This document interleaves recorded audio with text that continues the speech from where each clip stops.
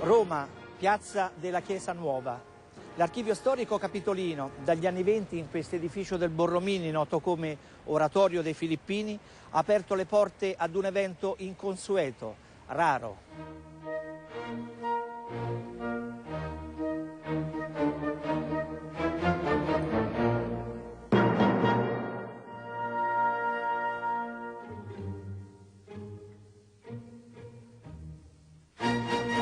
La sala ovale dell'archivio storico della capitale, la seicentesca sala ovale, che espone 25 volontà testamentarie, volute, dettate da altrettanti grandi italiani. Documenti che tratteggiano l'umanità, la cultura, gli ideali di uomini e donne noti per le loro virtù pubbliche, ma raccontano anche di un percorso, del cammino fatto dalla nostra società e dal nostro paese.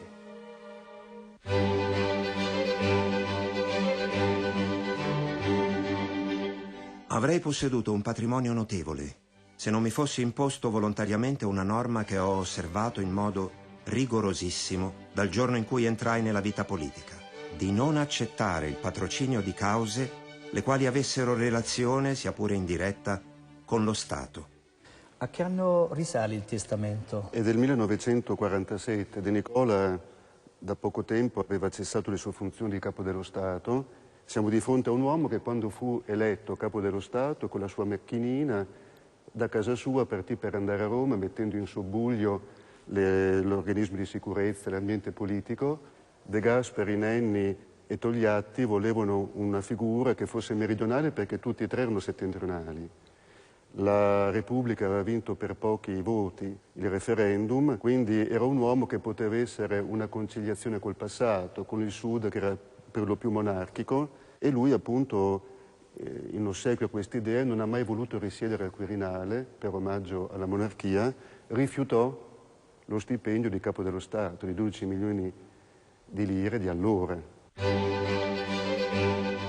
Qui abbiamo forse quello che è il testamento più interessante, quello spirituale, dove Garibaldi proclama il suo amore per la libertà, viene fuori anche la poca simpatia che Garibaldi aveva per i preti, che chiama addirittura discendenti di Torquemada, e soprattutto dà delle indicazioni su come lui vede l'Italia. Lui spera di essere ancora vivo quando l'Italia sarà unita e chiaramente fa riferimento a Roma, perché in quel momento Roma era ancora del Papa.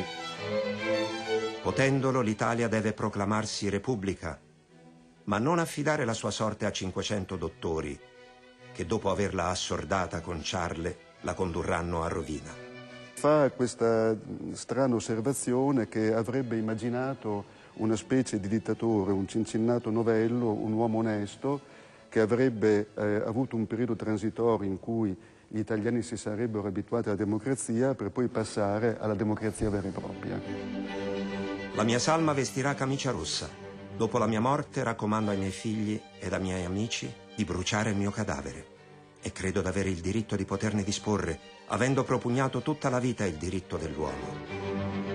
In un primo testamento dice che l'urna con le sue ceneri doveva essere messa nella tomba delle sue bambine. Lui ha perso 3 figlie, di cui quasi tutte col nome di Anita, tra l'altro, per combinazione, e dice che l'urna andava messa accanto a loro. In un altro testamento, invece, dice che l'urna doveva essere messa sotto la sua pianta favorita, questo ginepro che guardava il mare.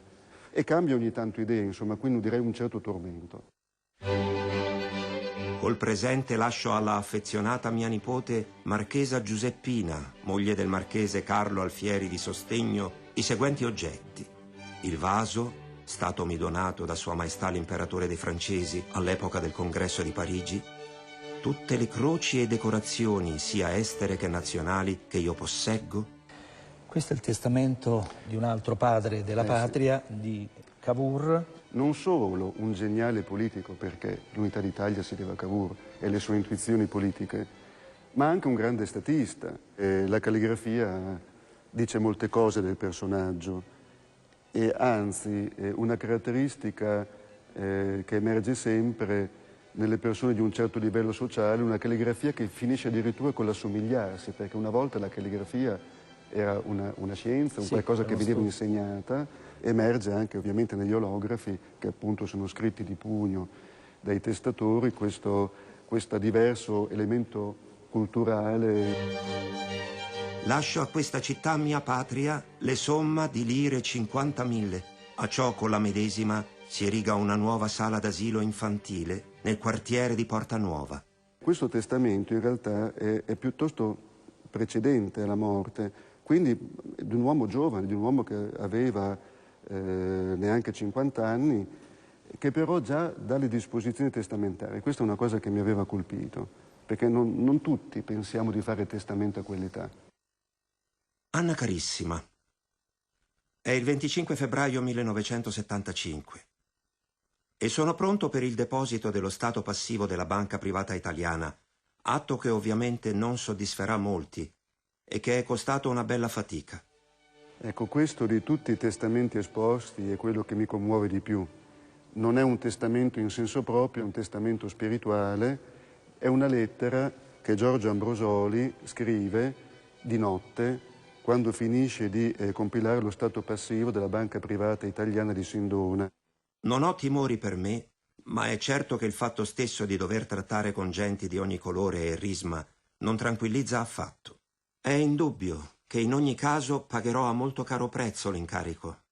Lo sapevo prima di accettarlo e quindi non mi lamento affatto, perché per me è stata un'occasione unica di fare qualcosa per il paese. Giorgio Ambrosoli teme per la sua vita, si rende conto che rischia molto e scrive questa lettera alla moglie in cui dice: qualunque cosa succeda, tu sei una donna forte, saprai tirare su i figli negli ideali in cui abbiamo creduto. E la cosa particolare è che questa è una lettera che la moglie non doveva leggere, solo che, dovendo poi andare di corsa al mattino a presentare lo stato passivo, la dimentica sul tavolo, la moglie la legge e non dirà mai al marito che l'ha letta, pur vivendo da quel momento in uno stato di angoscia. Giorgio Ambrosoli, il giorno prima di depositare la memoria conclusiva della sua opera come liquidatore, viene ucciso da un sicario che viene dall'America.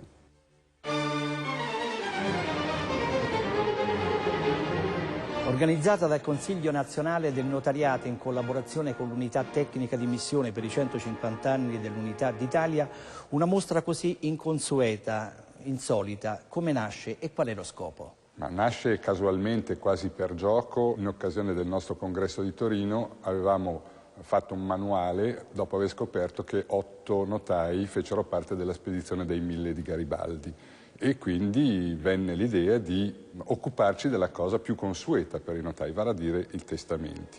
Così abbiamo fatto questa mostra che secondo me non ha una finalità storica, ma vuole avere un approccio diverso con personaggi notissimi. Però diventa anche uno strumento di lettura storica diverso. Certamente sì, perché in qualche modo si esce dalla memoria collettiva, cioè dall'immagine che abbiamo di questi personaggi che danno una visione solo pubblica, e si entra invece nella persona, e quindi è un modo di avvicinarsi al personaggio storico rendendocelo in qualche modo più amicale, più amichevole, quasi fosse un conoscente.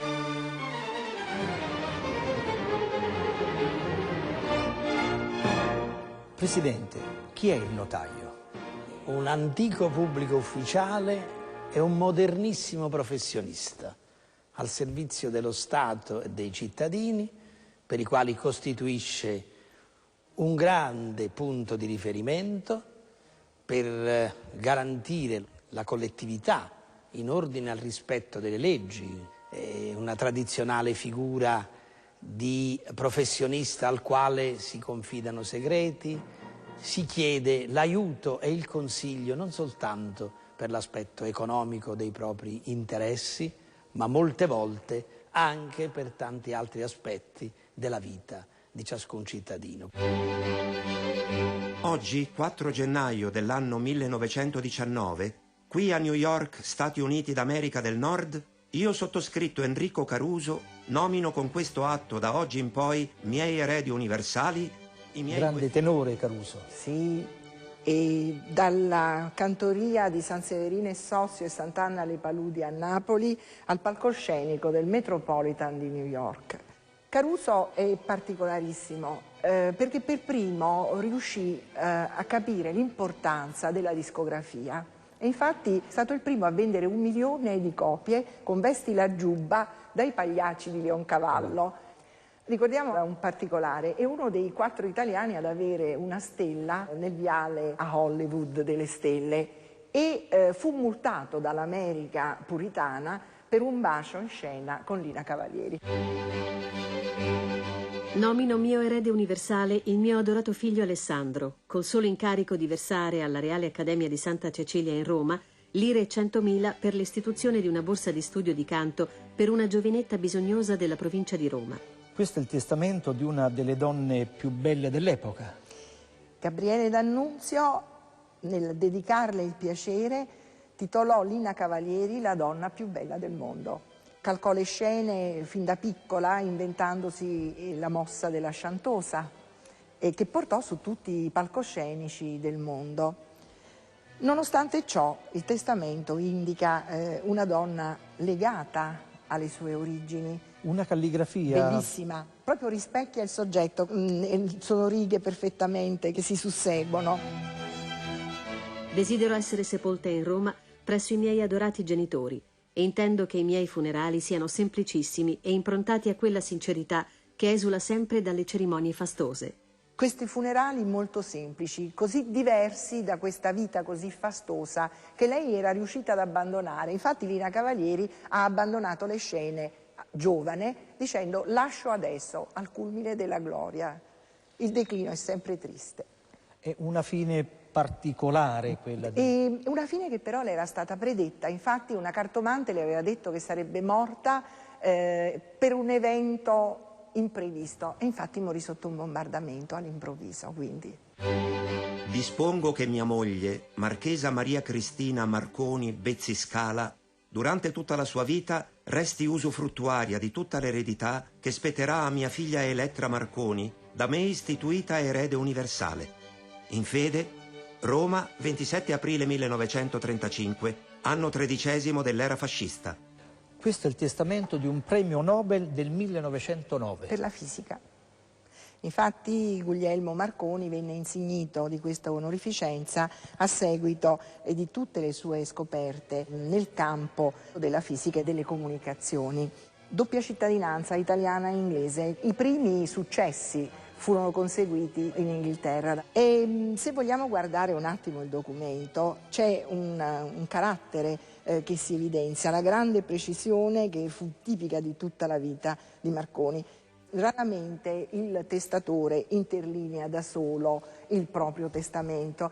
Voglio ricordare che tutte le radio del mondo in occasione della morte di Marconi osservarono un minuto di silenzio. Una calligrafia minuta.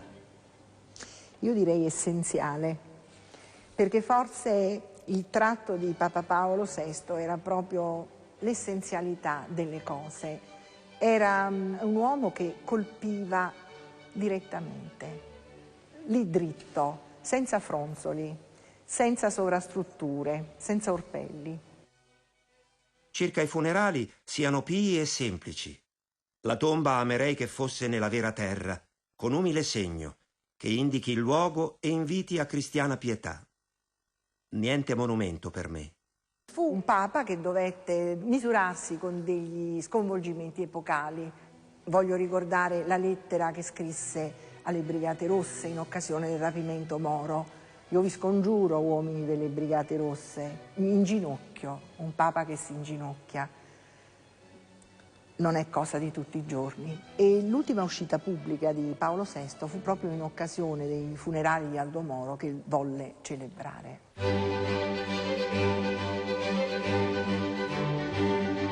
Il fondatore della squadra del Cavallino. Sì, perché la madre di Francesco Baracca, la contessa Bianchi, gli consegnò il Cavallino che era sulla carlinga dell'aereo dell'eroe e gli disse: con questo Ferrari andrà anche lei tra le nuvole. Chi era l'uomo Ferrari? Un uomo schivo, non concedeva interviste e allo stesso tempo un uomo essenziale, e proprio questo testamento lo fotografa.